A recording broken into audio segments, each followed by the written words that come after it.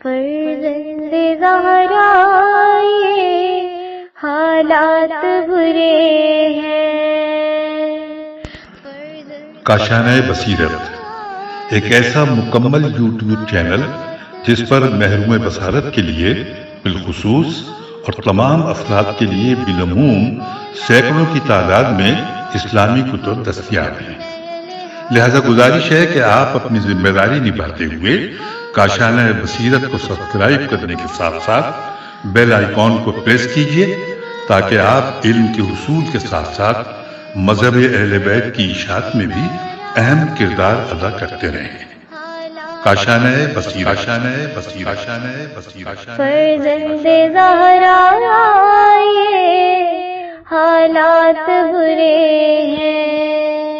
بسم اللہ الرحمن الرحیم۔ السلام علیکم۔ یہ کتاب آپ کے لیے کاشانہ بصیرت کی یوٹیوب چینل کی جانب سے ریکارڈ کی جا رہی ہے۔ نام کتاب حیات القلوب، حصہ اول، مؤلف علامہ مجلسی علیہ رحمہ۔ اب ہم کتاب کا پارٹ نمبر 45 پڑھیں گے۔ باب 13واں، حضرت موسیٰ و خضر کے حالات، فصل 9 کا بقیہ حصہ، صفحہ نمبر 510۔ حدیث معتبر میں امام محمد باقر علیہ السلام سے منقول ہے کہ ایک روز موسیٰ اشراف بنی اسرائیل کے ساتھ بیٹھے ہوئے تھے۔ ناگاہ ایک شخص نے کہا کہ میں سمجھتا ہوں کہ کوئی آپ سے زیادہ خدا کا جاننے والا نہ ہوگا۔ موسیٰ نے کہا میں بھی یہی سمجھتا ہوں۔ تو خدا نے ان کو وحی بھیجی کہ خضر تم سے زیادہ عالم ہے، جاؤ اور اس کو تلاش کرو، اور جس جگہ کہ مچھلی غائب ہو جائے خضر کو اسی مقام پر تم پاؤ گے۔ حدیث معتبر میں حضرت صادق علیہ السلام سے منقول ہے کہ جب موسیٰ اور خضر اس لڑکے کے پاس پہنچے جو لڑکوں کے ساتھ کھیل رہا تھا، خضر نے اس کو ایک ہاتھ مارا، وہ مر گیا۔ موسیٰ نے جب اعتراض کیا، خضر نے اس کے جسم پر ہاتھ رکھ کر اس کا شانہ جدا کر دیا اور موسیٰ کو دکھلایا۔ اس پر لکھا ہوا تھا کہ کافر ہے اور اس کی خمیر کفر سے ہوئی ہے۔ پھر کہا کہ میں نے اس کو اس لیے قتل کیا کہ اس کے باپ ماں موافق تھے، اور میں ڈرا کہ اگر یہ بالغ ہوگا اور اپنے باپ ماں کو کفر کی طرف دعوت دے گا اور وہ اس کے ساتھ محبت کی زیادتی کے سبب سے قبول کریں گے اور کافر ہو جائیں گے۔ حضرت نے فرمایا کہ حق تعالیٰ نے اس لڑکے کے عوض ان کو ایک دختر عطا کی جس کی نسل سے 70 پیغمبر پیدا ہوئے، اور ان دونوں یتیم لڑکوں اور ان کے باپ کے درمیان جن کے لیے خضر نے دیوار بنائی 700 سال کا فاصلہ تھا۔ کتاب کا حوالہ ہے، غالباً کئی نسلیں گزر چکی تھیں۔ مترجم۔ دوسری حدیث میں فرمایا کہ خدا ایک مومن کی نیکی کے سبب سے اس کے فرزندوں کو اور اس کے گھر والوں کو اور اس کے قرب و جوار کے گھر والوں کو نجات دیتا ہے، اور اس مومن کی بزرگی کے سبب سے سب کی حفاظت فرماتا ہے۔ پھر فرمایا کہ کیا تم نے نہیں دیکھا کہ خدا نے صالح ماں باپ کی بہتری کے لیے خضر کو بھیجا کہ ان کے فرزندوں کے لیے دیوار بنائیں۔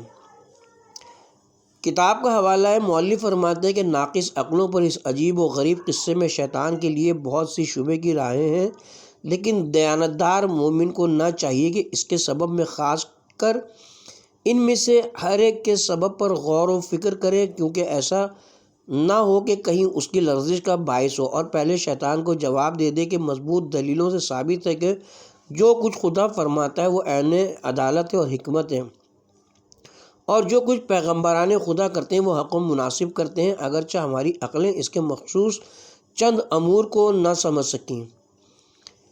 اور شبہات کے مفصل جواب کے بارے میں یہ ہے کہ پہلا شبہ یہ ہے کہ پیغمبر کو چاہیے کہ اپنے زمانے کے سب سے بڑا عالم ہو، لہذا کیوں کر ہو سکتا ہے کہ موسیٰ دوسرے کے علم میں محتاج ہوں گے؟ جواب یہ ہے کہ پیغمبر کو چاہیے کہ اپنی امت میں سب سے زیادہ علم رکھتا ہو، اور خضر خود پیغمبر تھے، اور ہو سکتا ہے کہ موسیٰ کی امت میں نہ رہے ہوں، اور وہ علم جس میں کہ پیغمبر کو دوسرے کا محتاج نہ ہونا چاہیے علم شرائع و احکام ہے۔ اگر بعض علوم کو جو شرائع و احکام سے تعلق نہ رکھتے ہیں حق تعالیٰ کسی انسان کے توسط سے کسی پیغمبر کو سکھائے جس طرح فرشتوں کے ذریعے سے سکھائے تو کوئی حرج نہیں ہے، اور اس سے کہ موسیٰ بعض علم میں خضر کے محتاج ہوں لازم نہیں آتا کہ خضر ان سے افضل ہوں، اس لیے کہ ممکن ہے کہ کوئی علم موسیٰ سے مخصوص ہو اور خضر اس کو نہ جانتے ہوں، اور وہ علم بہت زیادہ اور شریعت تو ہو اس علم سے جو خضر سے مخصوص ہو، جیسا کہ معتبر حدیثوں کے ضمن میں مذکور ہوا۔ دوسری ہے کہ خضر نے کیوں کر اس طفل کو مار ڈالا حالانکہ ابھی کوئی گناہ اسے ظاہر نہیں ہوا تھا؟ جواب یہ ہے کہ ممکن ہے کہ وہ بالغ ہو چکا ہو اور کفر اختیار کر چکا ہو، اور اس اعتبار سے کہ ابتدائے بلوغ میں تھا اس کو قرآن میں غلام کہا ہو، اور کفر کے اعتبار سے قتل کا مستحق ہوا ہو اور بالغ نہ ہوا ہو۔ تو خدا کو اختیار ہے کہ کسی مسئلے سے وہ جان جو اسی کی بخشی ہوئی ہے لے لے، جس طرح کہ ملک الموت کو آج اختیار ہے کہ لوگوں کی روح قبض کریں، لیکن ظاہری پیغمبروں کو زیادہ تر اسی پر مأمور کیا گیا ہے کہ لوگوں کے ظاہری حالات پر عمل کریں، اور عقلاً جائز ہے کہ ان میں سے بعض کو مأمور کرے واقعی علم کے ساتھ ان سے عمل کریں، اور اس کفر کے اعتبار سے جو جانتے ہیں ان کو مار ڈالیں، کیونکہ یہ انہی کے لیے بہتر ہے کہ کافر نہ ہوں اور جہنم کے مستحق نہ ہوں، اور دوسروں کے لیے بھی بہتر ہے کہ یعنی وہ دوسروں کو گمراہ نہ کریں۔ تیسرے یہ کہ موسیٰ نے کیوں کر ان امور پر اعتراض میں جلدی کی، باوجود اس کے کہ خضر کے مرتبے کی بزرگی جانتے تھے، اور ان سے کہا کہ آپ نے گناہ و معصیت کیا۔ جواب یہ کہ ممکن ہے کہ موسیٰ کو ظاہری علم کی تکلیف دی گئی ہو، کیونکہ جو امر کے بظاہر مکلف ہوتا ہے اور جو فعل بظاہر گناہ معلوم ہوتا ہے اور اس کا سبب اس کو نہیں معلوم ہوتا تو وہ اس سے انکار کرتا ہے۔ اور موسیٰ نے جو یہ کہا کہ منکر تم نے کیا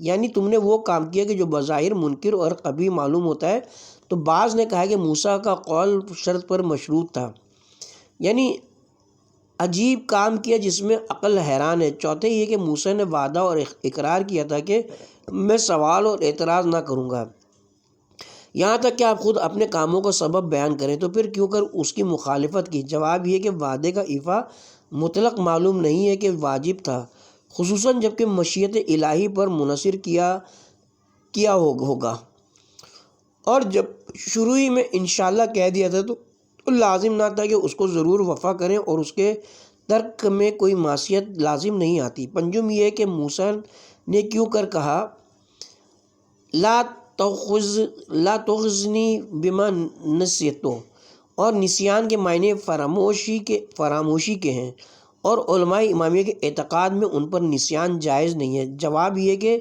احادیث کے ضمن میں مذکور ہوا ہے کہ اس جگہ نسیان اور اس مقام پر جہاں کہ یوشع نے فَإِنِّي نِسْتُ الْحُوتَ کہا ترک کے معنی میں ہیں، اور لغت میں نسیان ترک کے معنی میں بھی آیا۔ ان شکوک کے دوسرے تمام جوابات چونکہ کتاب بحار الانوار میں مذکور ہیں اور اس کتاب میں اس سے زیادہ کی گنجائش نہ تھی، اس لیے میں نے ذکر نہیں کیا، اور اب حضرت خضر کے تمام حالات لکھتا ہوں، چونکہ ان حضرت کے اکثر حالات اس قصے کے سلسلے میں مذکور ہوئے ہیں، لہٰذا ان کے حالات کے لیے میں نے علیحدہ باب قرار نہیں دیا۔ کتاب کی طرف دوبارہ رجوع کرتے ہیں۔ حضرت خضر کے بقیہ حالات۔ ابن بابویہ نے بیان کیا کہ حضرت کا نام خضرویہ تھا اور قابیل بن آدم کے فرزند تھے، اور بعض نے کہا ہے کہ ان کا نام خضرون تھا، اور بعض نے خلیہ کہا ہے، اور ان کو خضر اس سبب سے کہتے ہیں کہ جس خشک زمین پر وہ بیٹھتے تھے وہ سبز اور گھاسوں سے پر ہو جاتی تھی، اور ان کی عمر تمام فرزندان آدم سے زیادہ ہے۔ صحیح ہے کہ ان کا نام تالیہ پسرے ملکان پسرے عابر پسرے ارفشاد پسرے سام پسرے نوح علیہ السلام ہے۔ کتاب کا حوالہ ہے۔ مؤلف فرماتے ہیں کہ بعض نے ان حضرت کا نام لیبا اور یلبا اور بعض نے یسع اور بعض نے الیاس بیان کیا ہے۔ بسند معتبر حضرت صادق علیہ السلام سے منقول ہے کہ جب رسول خدا معراج میں تشریف لے گئے، راہ میں آپ کو مثل مشک کے خوشبو معلوم ہوئی۔ حضرت نے جبرائیل سے پوچھا کہ یہ کیسی خوشبو ہے؟ عرض کی یہ اس مکان سے آتی ہے جس میں خدا کی عبادت کی وجہ سے لوگوں پر سختی کی گئی اور وہ ہلاک ہوئے۔ پھر جبرائیل نے کہا کہ خضر بادشاہوں کی اولاد سے تھے، خدا پر ایمان رکھتے تھے، انہوں نے اپنے باپ کے مکان کے ایک حجرے میں خلوت اختیار کی تھی اور خدا کی عبادت کیا کرتے تھے۔ ان کے سوا ان کے باپ کے کوئی اولاد نہ تھی۔ لوگوں نے ان کے باپ سے کہا کہ خضر کے علاوہ تمہارے فرزند نہیں ہے، کوئی عورت ان کے ساتھ تجویز کر دو، شاید خدا ان کو کوئی فرزند عطا فرمائے تاکہ بادشاہی ان میں اور ان کے فرزندوں میں باقی رہے۔ غرض ایک باقرہ لڑکی کو ان کے لیے تجویز کیا، لیکن خضر نے اس کی جانب التفات نہ کیا۔ دوسرے روز اس سے کہا کہ میرا معاملہ پوشیدہ رکھنا، اگر تجھ سے پوچھا جائے کہ جو کچھ مردوں کی جانب سے عورتوں کے ساتھ واقع ہوتا ہے تیرے ساتھ بھی ہوا تو کہہ دینا کہ ہاں۔ خضر کے حکم کے بموجب اس نے عمل کیا اور ہاں کہہ دیا۔ لوگوں نے بادشاہ سے کہا کہ وہ عورت جھوٹ کو کہتی ہے، عورتوں کو حکم دیجیے کہ اس کو ملاحظہ کریں کہ اس کی بکارت باقی ہے یا زائل ہو گئی۔ جب عورتوں نے اس کو دیکھا وہ اپنے حال پر باقی تھی تو بادشاہ سے کہا کہ آپ نے دو بے وقوفوں کو ایک دوسرے سے وابستہ کر دیا، جن میں سے کسی ایک نے ایسا کام نہیں کیا ہے اور نہیں جانتے کہ کیا کرنا چاہیے۔ ایسی عورت کو اس کے عقد میں لائیے جو باکرہ نہ ہو بلکہ دوسرے شوہر کے پاس رہ چکی ہو، تاکہ وہ یہ کام اس کو تعلیم کرے۔ جب ایسی عورت خضر کے پاس لائی گئی، خضر نے اس سے بھی یہی التماس کیا کہ ان کے معاملے کو ان کے پدر سے مخفی رکھے۔ اس نے بھی قبول کر لیا، لیکن جب بادشاہ نے اس عورت سے دریافت کیا، اس نے کہا آپ کا لڑکا عورت ہے، کیا کبھی آپ نے دیکھا ہے کہ عورت سے حاملہ ہوئی ہے؟ یہ سن کر بادشاہ کو خضر پر بہت غصہ آیا، ان کو حجرے میں بند کر کے دروازے کو مٹی اور پتھر سے چنوا دیا۔ لیکن دوسرے ہی دن اس کی پدری شفقت جوش میں آئی اور فرمایا کہ دروازے کو کھول دو۔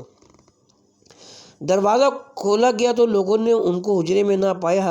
حق تعالیٰ نے ان کو ایسی قوت عطا فرمائی کہ جس شکل کو چاہیں اختیار کر سکیں اور لوگوں کی نگاہوں سے پوشیدہ ہو سکیں۔ پھر وہ ذوالقرنین کے ہمراہ ہو کر ان کے لشکر کے ہراول ہوئے، یہاں تک کہ آب حیات پیا، اور جو شخص وہ پانی پی لیتا ہے سور پھونکنے کے وقت تک زندہ رہتا ہے۔ پھر ان کے باپ کے شہر سے دو آدمی تجارت کے لیے چلے، کشتی پر سوار ہوئے، وہ کشتی تباہ ہو گئی اور وہ ایک جزیرے میں جا پڑے۔ وہاں خضر کو دیکھا کہ کھڑے ہوئے نماز میں مشغول ہیں۔ جب وہ نماز سے فارغ ہوئے، ان دونوں کو بلا کر ان کے حالات دریافت کیے۔ ان لوگوں نے جب حالات اپنے بیان کیے تو فرمایا کہ اگر آج میں تم کو تمہارے شہر پہنچا دوں تو اپنے شہر والوں سے میرا حال پوشیدہ رکھو گے؟ ان لوگوں نے کہا ہاں، لیکن ایک مرد نے نیت کی کہ عہد پر قائم رہے گا، اور دوسرے نے اپنے دل میں سوچا کہ جب اپنے شہر میں پہنچ جائے گا تو خضر کا حال ان کے باپ سے بیان کرے گا۔ غرض خضر نے ایک ابر کو طلب کیا اور کہا ان دونوں شخصوں کو ان کے مکانوں تک لے جا کر پہنچا دے۔ ابر نے ان کو اٹھایا اور اسی روز ان کے شہر میں پہنچا دیا۔ ایک شخص نے تو اپنے عہد پر وفا کی اور ان کا حال پوشیدہ کیا، لیکن دوسرے نے بادشاہ کے پاس جا کر خضر کا حال بیان کر دیا۔ بادشاہ نے پوچھا کون گواہی دے گا کہ تو سچ کہتا ہے؟ اس نے کہا فلاں تاجر جو میرے ساتھ تھا۔ بادشاہ نے اس کو طلب کیا، اس نے انکار کیا اور کہا میں اس واقعے سے آگاہ نہیں ہوں اور اس شخص کو بھی نہیں پہچانتا۔ تو اس پہلے شخص نے کہا کہ اے بادشاہ، میرے ساتھ ایک لشکر بھیجیے، میں اس جزیرے میں جا کر خضر کو لے آؤں، اور اس شخص کو قید کر لیجیے تاکہ میں اس کا جھوٹ ظاہر کروں۔ بادشاہ نے ایک لشکر اس کے ساتھ روانہ کیا اور اس مرد کو جس نے خبر کو پوشیدہ رکھا تھا رہا کر دیا۔ پھر اس شہر کے باشندوں نے بہت گناہ کیا، جس کے سبب سے حق تعالیٰ نے ان کو ہلاک کر دیا اور ان کے شہر کو الٹ دیا، اور سب کے سب برباد ہو گئے سوائے اس مرد اور اس عورت کے جنہوں نے خضر کا حال ان کے باپ سے پوشیدہ رکھا تھا۔ کتاب کا حوالہ ہے، وہ عورت خضر کی پہلی بیوی تھی جس کی طرف خضر نے التفات نہیں کیا تھا اور صبح کو اس سے تاکید کر دی تھی کہ ان کا حال پوشیدہ رکھے، اور وہ دونوں الگ الگ شہر کے ایک جانب نکل گئے۔ جب وہ ایک دوسرے کے پاس پہنچے تو اپنا قصہ ایک دوسرے سے بیان کیا اور کہا کہ ہم نے نجات پائی تو اس لیے کہ خضر کی خبر کو چھپایا۔ پھر وہ دونوں پروردگار خضر پر ایمان لائے، اور مرد نے اس عورت سے عقد کیا اور دونوں دوسرے بادشاہ کی سلطنت میں چلے گئے۔ اس عورت کی اس بادشاہ کے محل میں رسائی ہو گئی اور وہ بادشاہ کی لڑکیوں کی مشاطگی کرنے لگی۔ ایک روز اثناء مشاطگی میں کنگھی اس کے ہاتھ سے گر گئی۔ اس نے کہا لا حول ولا قوت الا باللہ۔ لڑکی نے جب یہ کلمہ سنا پوچھا یہ کیسی بات ہے؟ اس نے کہا یقیناً میرا ایک خدا ہے کہ تمام امور اسی کی طاقت اور قوت سے جاری ہوتے ہیں۔ لڑکی نے کہا کیا میرے باپ کے علاوہ کوئی اور تیرا خدا ہے؟ کہا ہاں، وہ تیرا اور تیرے باپ کا بھی خدا ہے۔ لڑکی یہ سن کر اپنے باپ کے پاس گئی اور اس عورت کی گفتگو بیان کی۔ بادشاہ نے اس عورت کو طلب کیا اور پوچھا۔ عورت نے اپنے کلام سے انکار نہ کیا۔ بادشاہ نے پوچھا کہ کون تیرے ساتھ اس دین میں شریک ہے؟ اس نے کہا میرا شوہر اور میرے بچے۔ بادشاہ نے کسی کو بھیج کر ان سب کو بلا لیا اور ان کو مجبور کیا کہ خدا کی یگانہ پرستی سے باز آئیں۔ ان لوگوں نے انکار کیا تو اس کے حکم سے ایک دیگ حاضر کی گئی اور پانی بھر کر بہت جوش دیا گیا اور ان لوگوں کو اس میں ڈال دیا، پھر ان کا مکان ان پر منہدم کرا دیا۔ جبرائیل نے یہ قصہ بیان کر کے کہا یا رسول اللہ، یہ وہی خوشبو ہے جسے آپ سونگھ رہے ہیں، یہ اسی مکان کی ہے جس میں خدا کی وحدانیت کے اقرار کرنے والوں کو ہلاک کیا گیا۔ بس سند موثق حضرت امام رضا علیہ السلام سے منقول ہے کہ حضرت خضر نے آب حیات پیا ہے اور وہ سور پھونکنے کے وقت تک زندہ رہیں گے، اور جو زندہ لوگ مر جاتے ہیں خضر کے ساتھ ہمارے پاس آتے ہیں اور سلام کرتے ہیں۔ ہم خضر کی آواز سنتے ہیں مگر ان کو دیکھتے نہیں، جس جگہ ان کا نام ذکر کیا جاتا ہے وہ پہنچ جاتے ہیں، لہٰذا جو شخص ان کو یاد کرے لازم ہے کہ ان پر سلام کرے۔ وہ حج کے ہر موسم میں مکہ آتے ہیں، حج کرتے ہیں اور عرفات میں کھڑے ہوتے ہیں اور مومنوں کی دعا پر آمین کہتے ہیں، اور عنقریب حق تعالیٰ خضر علیہ السلام کو قائم آل محمد صلوات اللہ علیہ کا مونس قرار دے گا۔ جس وقت وہ حضرت لوگوں کی نگاہوں سے پوشیدہ ہوں گے تو تنہائی میں حضرت خضر آپ کے رفیق ہوں گے۔ بس سند ہے حسن و موثق حضرت امام محمد باقر علیہ السلام سے منقول ہے کہ جب ذوالقرنین نے سنا کہ دنیا میں ایک چشمہ ہے کہ جو شخص اس چشمے سے پانی پیتا ہے سور پھونکنے کے وقت تک زندہ رہتے، تو وہ اس چشمے کی تلاش میں روانہ ہوئے۔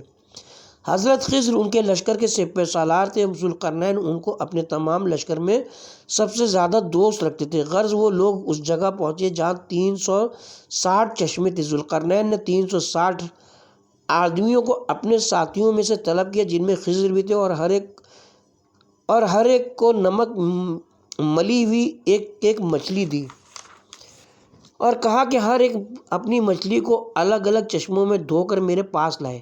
خضر نے جب اپنی مچھلی پانی میں ڈالی وہ زندہ ہو کر ان کے ہاتھ سے چھوٹ گئی۔ خضر نے اپنے کپڑے اتارے اور پانی میں کود پڑے اور مچھلی کی تلاش میں کئی مرتبہ ڈبکیاں لگائیں، پانی بھی پیا، مچھلی ان کے ہاتھ میں نہ آئی۔ وہ باہر نکلے اور ذوالقرنین کے پاس واپس آئے۔ ذوالقرنین نے مچھلیوں کو جمع کیا تو ایک کم تھی۔ دریافت کرنے سے معلوم ہوا کہ خضر اپنی مچھلی نہیں لائے۔ خضر کو بلا کر پوچھا تو آپ نے مچھلی کا حال بیان کیا۔ ذوالقرنین نے پوچھا کہ پھر تم نے کیا کہا؟ میں اس مچھلی کی تلاش میں پانی میں کود پڑا لیکن اس کو نہیں پایا تو باہر نکل آیا۔ پوچھا کہ اس چشمے کا پانی بھی پیا؟ کہا ہاں۔ ذوالقرنین نے پھر ہر چند تلاش کیا لیکن وہ چشمہ نہ ملا تو خضر سے کہا کہ تم اس چشمے کے لیے پیدا ہوئے تھے اور وہ تمہارے واسطے مقدر ہوا تھا۔ بہت سی معتبر حدیثوں میں ائمہ اطہار سے مروی ہے کہ جب جناب رسول نے دنیا سے مفارقت کی اور اہل بیت رسالت پر مصائب و آلام کا ہجوم ہوا تو جس حجرے میں کہ حضرت رسول صلی اللہ علیہ وسلم کو لٹایا گیا تھا وہاں حضرت امیر المومنین اور فاطمہ اور حسن اور حسین صلوات اللہ علیہم موجود تھے۔ ناگاہ ایک آواز بلند ہوئی کہ السلام علیکم اے اہل بیت نبوت، ہر ذی روح موت کا مزہ چکھے گا، تمہارا اجر تم کو قیامت میں پورا دیا جائے گا۔ جس کا کوئی مر جاتا ہے تو یقیناً خدا اس کا عوض ہے اور قائم مقام ہے، وہی ہر مصیبت میں صبر کرنے والا اور ہر اس امر کا تدارک کرنے والا ہے جو فوت ہو جاتا ہے۔ لہذا خدا پر توکل کرو اور اسی پر بھروسہ رکھو، کیونکہ محروم تو وہ ہے جو ثواب خدا سے محروم ہے۔ اس وقت حضرت امیر المومنین علیہ السلام نے فرمایا کہ یہ میرے بھائی خضر ہیں، آئے ہیں کہ تم کو تمہارے پیغمبر کی وفات پر تعزیت دیں۔ معتبر حدیثوں میں منقول ہے کہ مسجد سہلہ محل نزول خضر ہے اور کتب مزار وغیرہ میں بہت سی خبریں مذکور ہیں کہ صالحوں کی ایک جماعت نے مسجد سہلہ میں اور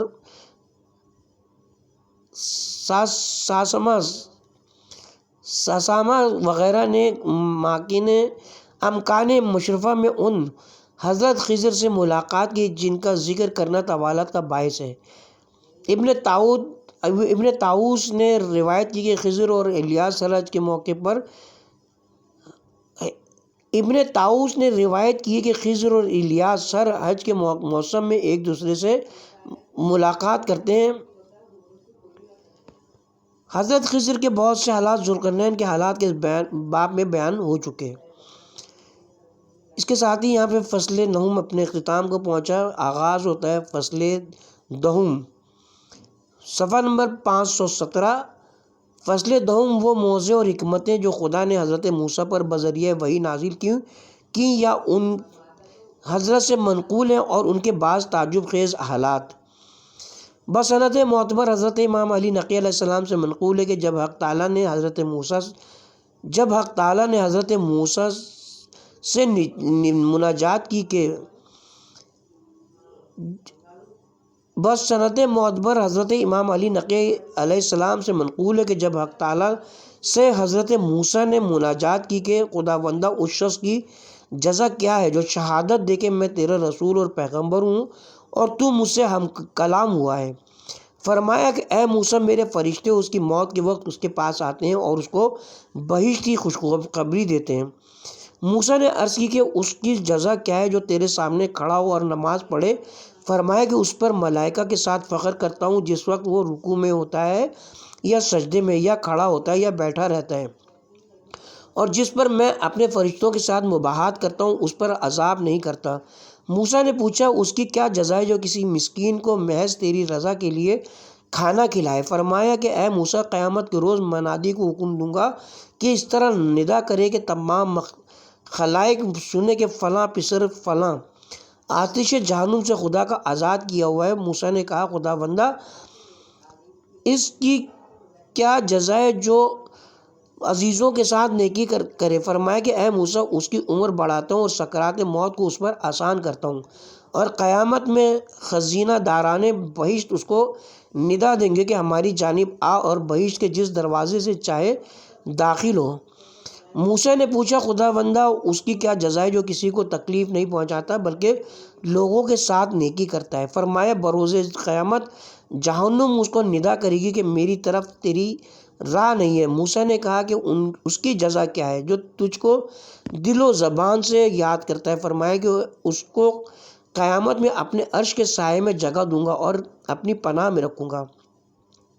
موسیٰ نے کہا خداوندہ، اس کا اجر کیا ہے جو تیری کتاب کی بظاہر اور پوشیدہ طور سے تلاوت کرے؟ فرمایا کہ اے موسیٰ، وہ صراط پر سے برق جہندہ کی طرح گزر جائے گا۔ موسیٰ نے کہا خداوندہ، اس کی کیا جزا ہے جو تیری خوشنودی کے لیے لوگوں کے آزار اور ان کی گالیوں پر صبر کرتا ہے؟ فرمایا کہ ہول روز قیامت سے اس کو محفوظ رکھوں گا۔ موسیٰ نے کہا خداوندہ، اس کی کیا جزا ہے جو تیرے خوف سے گریاں ہو؟ فرمایا کہ اے موسیٰ، اس کے چہرے کو آتش جہنم کی گرمی سے بچا لوں گا اور اس کو قیامت کے سخت خوف سے امن کر دوں گا۔ موسیٰ نے کہا خداوندہ، اس شخص کی جزا کیا ہے جو تجھ سے حیا کے سبب سے خیانت ترک کرے؟ فرمایا کہ اے موسیٰ، قیامت کے روز اس کو امان بخشوں گا۔ موسیٰ نے کہا خداوندہ، کیا ہے اس کی جزا جو تیری عبادت کرنے والوں کو دوست رکھے؟ فرمایا کہ اے موسیٰ، اس پر آتش جہنم کو حرام کر دوں گا۔ موسیٰ نے کہا خداوندہ، اس کا بدلہ کیا ہے جو کسی مومن کو جان بوجھ کر قتل کرے؟ فرمایا کہ قیامت کے روز اس کی جانب نظر رحمت نہ کروں گا اور اس کے کسی گناہ کو نہ بخشوں گا۔ موسیٰ نے پوچھا الہی، اس کی کیا جزا ہے جو کسی کافر کو اسلام کی دعوت دے؟ فرمایا کہ اس کو قیامت کے روز اجازت دوں گا جس کی چاہے سفارش کرے۔ موسیٰ نے پوچھا کہ الہی، اس کا کیا ثواب ہے جو نمازوں کو وقت پر بجا لاوے؟ فرمایا کہ جو کچھ وہ سوال کرے گا اس کو عطا کروں گا اور اپنی بہشت اس کے لیے مباح کر دوں گا۔ موسیٰ نے پوچھا کہ الہی، کیا ثواب ہے اس کا جو تیرے عذاب کے خوف سے مکمل وضو کرے؟ فرمایا کہ جب قیامت کے روز اس کو محبوس کروں گا، اس کی دونوں آنکھوں کے درمیان ایک نور ہوگا جس سے محشر میں روشنی ہوگی۔ موسیٰ نے پوچھا کہ اس کا ثواب کیا ہے جو رمضان کے مبارک مہینے کا تیری رضا کے لیے روزہ رکھے؟ فرمایا اس کو قیامت کے روز ایسی جگہ کھڑا کروں گا جہاں اس کو کوئی خوف نہ ہوگا۔ موسیٰ نے کہا الہی اس کی کیا جزا ہے جو ماہ رمضان میں لوگوں کے دکھانے کے لیے روزہ رکھے؟ فرمایا کہ اس کا اجر اس کے مانند ہے جس نے روزہ نہیں رکھا ہے۔ حدیث حسن میں امام محمد باقر علیہ السلام سے منقول ہے کہ توریت میں لکھا ہے کہ اے موسیٰ، میں نے تم کو اپنی پیغمبری کے لیے خلق کیا اور اپنی عبادت کے لیے قوت بخشی، تم کو اپنی عبادت کا حکم دیا اور معصیت سے منع کیا۔ اگر میری اطاعت کرو گے تو اپنی اطاعت میں مدد دوں گا، اور اگر میری معصیت کرو گے تو امداد نہ کروں گا۔ اے موسیٰ، اطاعت میں تم پر میرا احسان ہے اور معصیت میں تم پر میری حجت ہے۔ اے موسیٰ، مجھ سے اپنے پوشیدہ عیوب میں ڈرو تاکہ تمہارے عیبوں کو لوگوں سے پوشیدہ رکھوں، اور اپنی خلوتوں میں مجھ کو یاد کرو اور اپنی خواہشوں اور لذتوں میں مجھے دل میں یاد رکھو، تاکہ میں تمہاری غفلتوں میں تم کو یاد رکھوں اور لغزشوں سے تمہاری حفاظت کروں، اور اپنے غصے کو ان لوگوں سے روکے رہو جن پر میں نے تم کو مسلط کیا، تاکہ اپنے غضب کو تم سے باز رکھوں، اور اپنے دل میں میرے رازوں کو پوشیدہ رکھو، اور میرے دشمن سے ظاہر بظاہر مدارت کا اظہار کرو۔ اپنے دشمن کو میرے خلق اور ازرائے اور راز سے آگاہ نہ کرو، کیونکہ وہ میرے بارے میں ناسزا کہیں گے اور تم ان کے ناسزا کہنے میں گناہ میں ان کے شریک رہو گے۔ پھر موسیٰ نے کہا کہ خدا بندہ کون خطیرہ قدس میں ساکن ہوگا؟ فرمایا وہ لوگ جن کی آنکھوں نے نامحرم عورتوں کو نہیں دیکھا ہوگا، جن کے اموال سود اور ربا میں مخلوط نہیں ہوئے، اور جنہوں نے حکم خدا میں رشوت نہیں لی۔ بسند معتبر حضرت صادق علیہ السلام سے منقول ہے کہ حق تعالیٰ نے موسیٰ سے فرمایا کہ اے پسر عمران، جو دعویٰ کرتا ہے کہ مجھ کو دوست رکھتا ہے اور رات کو سو رہتا ہے، وہ اپنے دعوے میں جھوٹا ہے۔ کیا ایسا نہیں ہے کہ ہر دوست اپنے دوست کو تنہائی میں چاہتا ہے؟ اے پسر عمران، میں اپنے دوستوں پر مطلع ہوں، جب رات ان پر چھا جاتی ہے ان کے دل اور آنکھوں کو اپنے غیر کی جانب سے اپنی طرف پھیر دیتا ہوں، اور اپنے عذاب کو ان کی آنکھوں کے سامنے ممثل کر دیتا ہوں۔ وہ لوگ مشاہدے کے عنوان سے مجھ سے مخاطب ہوتے ہیں جس طرح کہ حاضر لوگ مجھ سے بات کرتے ہیں۔ اے پسر عمران، اپنے دل سے خشوع اور اپنے جسم سے خضوع اور اپنی آنکھوں سے آنسو مجھے رات کی تاریکیوں میں بخش دو، اور مجھ سے دعا کرو، کیونکہ مجھ کو اپنے نزدیک اور قبول کرنے والا پاؤ گے۔ بسند معتبر حضرت صادق علیہ السلام سے منقول ہے کہ جب موسیٰ طور پر تشریف لے گئے، اپنے پروردگار سے مناجات کی، کہا پالنے والے اپنے خزانے مجھے دکھا دے۔ حق تعالیٰ نے فرمایا اے موسیٰ، میرے خزانے وہ ہیں کہ جب کسی چیز کا ارادہ کرتا ہوں ہو جا، پس وہ ہو جاتی ہے، مجھ کو خزانے کی ضرورت نہیں ہے، میں جو کچھ چاہتا ہوں اپنی قدرت کاملہ سے عدم سے وجود میں لاتا ہوں۔ بسند معتبر حضرت امام محمد باقر علیہ السلام سے منقول ہے کہ موسیٰ نے مناجات کی کہ خدا بندہ مجھے وصیت کر۔ فرمایا کہ میں تم کو وصیت کرتا ہوں اپنے لیے، یعنی میرے حق کی رعایت کرو اور میری نافرمانی نہ کرو، یہاں تک کہ 3 مرتبہ سوال کیا اور ہر مرتبہ حق تعالیٰ نے یہی جواب دیا۔ جب موسیٰ نے 4تھی مرتبہ کہا کہ مجھ کو کوئی وصیت کر، فرمایا کہ تم کو تمہاری ماں کے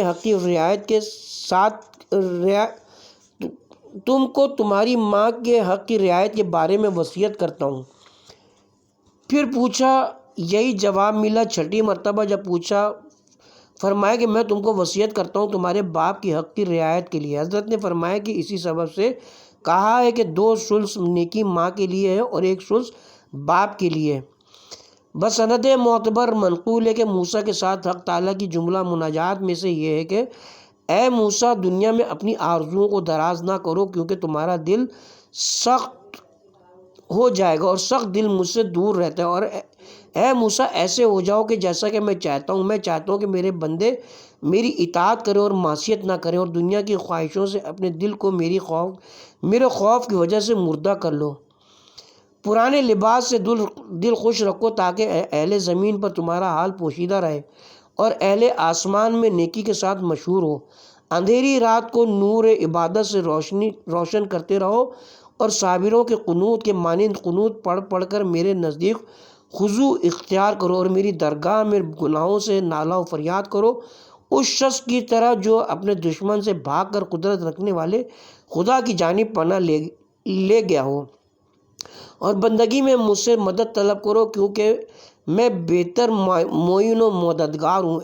اے موسیٰ میں وہ خدا ہوں کہ اپنے بندوں پر مسلط ہوں، بندے میری قدرت کے اندر ہیں اور سب مجھ سے عاجز ہیں، لہٰذا اپنے نفس کو اپنے پر متحمل رکھو اور اپنے نفس کے فریب میں نہ ہو، اور اپنے فرزندوں کو اپنے دین میں بے خوف نہ کرو، مگر جب کہ تمہارا فرزند تمہاری طرح صالحوں کو دوست رکھتا ہو۔ اے موسیٰ اپنے کپڑوں کو دھو اور غسل کرو اور میرے شائستہ بندوں کی صحبت میں رہو۔ اے موسیٰ ان کی نماز میں ان کے امام ہوا کرو، اور جس معاملے میں وہ لوگ نزا کریں اس میں ان کے درمیان حکم کرو، ظاہری حکم روشن دلیل اور اس کے نور کے ساتھ جو ہم نے تم پر نازل کیا ہے۔ وہ نور بتلانے والا ہے جو کچھ گزر گیا اور جو آخر زمانے میں ہونے والا ہے۔ اے موسیٰ میں تم کو وصیت کرتا ہوں مہربان دوست کی سی وصیت ایک بزرگ فرزند یعنی عیسیٰ بن مریم کے بارے میں جو دراز گوشت پر سوار ہوگا، بندوں کی سی ٹوپی سر پر رکھے گا، صاحب زیت و زیتون و محراب ہوگا۔ اس کے بعد تم کو وصیت کرتا ہوں صاحب شتر سرخ کے بارے میں، وہ پاکیزہ طینت، پاکیزہ اخلاق، گناہوں اور برائیوں سے مطہر ہوگا۔ اس کے اوصاف تمہاری کتاب میں یہ ہیں کہ وہ خدا کی تمام کتابوں پر ایمان لانے والا اور گواہی دینے والا ہے، وہ رکوع سجود کرنے والا، ثواب کی جانب رغبت کرنے والا اور عذاب سے ڈرنے والا ہوگا۔ مساکین اور محتاج لوگ اس کے بھائی ہوں گے، اس کے انصار و مصائب وغیرہ قبیلے کے ہوں گے، اور اس کے زمانے میں تنگیاں، شدتیں، فتنے، فسادات اور مال کی کمی ہوگی۔ اس کا نام احمد، محمد اور امین ہے، اور وہی گزشتہ پیغمبروں کا خلاصہ ہوگا۔ وہ خدا کی تمام کتابوں پر ایمان لائے گا اور جمیع پیغمبروں کی تصدیق کرے گا، اور ان تمام پیغمبروں کی خلوص کے ساتھ شہادت دے گا، اور اس کی امت ایسی امت ہے جس پر رحم کیا گیا ہے اور بابرکت ہے، تاکہ اس کے دین حق پر باقی رہے اور اس کے دین کو ضائع نہ کرے۔ ان لوگوں کو چند ایسی ساعتیں معلوم ہیں جن میں اس غلام کی طرح نمازیں ادا کریں گے جو اپنے زیادہ وقت کو اپنے آقا کی خدمت میں صرف کرتا ہے، لہٰذا اس پیغمبر کی تصدیق کرو اور اس کے طریقوں کی پیروی کرو کیونکہ وہ تمہارا بھائی ہے۔ اے موسیٰ وہ امی ہے، کسی سے پڑھنا نہ سیکھے گا اور وہ ایک نیک بندہ ہے، وہ جس چیز میں ہاتھ ڈالے گا میں اس میں برکت دوں گا اور اس کے علم میں بھی برکت و زیادتی عطا کروں گا، اور اس کو میں نے خود بابرکت خلق کیا، اسی کے زمانے میں قیامت قائم ہوگی، اسی کی امت پر دنیا کا خاتمہ کروں گا۔ لہٰذا بنی اسرائیل کے ظالم لوگوں کو حکم دو کہ اس کے نام کو میری کتابوں سے محو نہ کریں، حالانکہ میں جانتا ہوں کہ وہ مٹا دیں گے۔ اس کی محبت میرے نزدیک ایک بہت بڑی نیکی ہے، میں اس کے ساتھ ہوں، اس کے مددگاروں میں سے ہوں، اور وہ میرے لشکر میں سے، اور میرا لشکر تمام لشکروں پر غالب ہے۔ غرض میرا کلمہ اور میری تقدیر پوری ہو چکی ہے، یقیناً اس کے دین کو تمام دینوں پر غالب کر دوں گا تاکہ ہر مکان میں لوگ میری یکتائی کے ساتھ پرستش کریں، اور میں اس پر ایسا قرآن نازل کروں گا جو علوم میں مجموعہ اور باطل سے حق کو جدا کرنے والا ہوگا اور شیطان کے وسوسوں سے دلوں کو شفا بخشنے والا ہوگا۔ لہٰذا اے پسر عمران تم اس پر صلوات بھیجو کیونکہ میں اور میرے فرشتے اس پر صلوات بھیجتے ہیں۔ اے موسیٰ تم تو میرے بندے ہو، میں تمہارا خدا ہوں، کسی فقیر اور پریشان کو ذلیل نہ سمجھو، امیروں کے حال کی ان چند چیزوں میں آرزو نہ کرو جو مال دنیا سے میں نے ان کو عطا کیا، اور مجھے یاد کرنے کے وقت خشوع اختیار کرو، توریت کی تلاوت کے وقت میری رحمت کی امیدوار رہو، اور خوفزدہ اور محزون آواز سے مجھ کو توریت سنایا کرو، اور اپنا دل مجھ سے مطمئن رکھو۔ جس کا دل میری طرف مائل ہوتا ہے مجھ کو بھی اس کی یاد آتی ہے۔ میری ہی عبادت کرو، کسی کو میرے ساتھ شریک نہ کرو، اور میری خوشنودی کے لیے کوشش کرتے رہو۔ یقیناً میں تمہارا بزرگ آقا ہوں، میں نے تم کو ایک بے مقدار گندے پانی سے خلق کیا اور تمہاری بنیاد اس مٹی سے قائم کی جس کو کئی طرح کی مخلوط ایک ذلیل زمین سے لیا تھا، پھر میں نے اس میں روح پھونکی اور اس کو ایک بشر بنا دیا، لہٰذا میں ہی خلائق کا پیدا کرنے والا ہوں اور میری ذات بابرکت ہے، اور میری صنعت پاک ہے اور کسی چیز کو مجھ سے مشابہت نہیں ہو، اور میں ہی ہمیشہ رہنے والا ہوں، کیونکہ زوال مجھ پر محال ہے۔ اے موسیٰ، جس وقت کہ مجھ سے دعا کرو، خائف و ہراساں رہو اور میرے سامنے اپنے منہ کو خاک پر رکھو اور میرے لیے اپنے بہترین اعضاء سے سجدہ کرو، اور جس وقت کہ میرے سامنے کھڑے ہو تو عاجزی و فروتنی کرو اور مناجات کے وقت خوفزدہ دل سے خوف کے ساتھ مجھ سے راز کہو، اور توریت کے ذریعے سے اپنی ساری عمر میں اپنے کو زندہ معنوی رکھو، میری حمد نادانوں کو تعلیم کرو اور ان کو میری نعمتیں یاد دلاؤ، اور کہو کہ اس قدر گمراہی اور نافرمانی میں نہ رہیں، کیونکہ جس وقت میں گرفت کروں گا تو سخت گرفت کروں گا اور میرا عذاب دردناک ہے۔ اے موسیٰ، مجھ سے اگر تمہارا وسیلہ ٹوٹ جائے گا تو دوسروں کا وسیلہ تم کو کوئی فائدہ نہ بخشے گا، لہٰذا میری عبادت کرو اور میرے سامنے بندہ حقیر کے مانند کھڑے ہو، اور اپنے نفس کی مذمت کرو، کیونکہ وہ مذمت کا زیادہ مستحق ہے، اور اس کتاب کی وجہ سے جو میں نے تم کو دی ہے، بنی اسرائیل پر فخر و تکبر نہ کرو، کیونکہ وہی کتاب تم کو نصیحت حاصل کرنے اور تمہارے دل کو روشن کرنے کے لیے کافی ہے، اور وہ جہانوں کے پروردگار کا کلام ہے۔ اے موسیٰ، جب مجھ سے دعا کرو، میری رحمت کے امیدوار رہو تو میں تم کو بخش دوں گا۔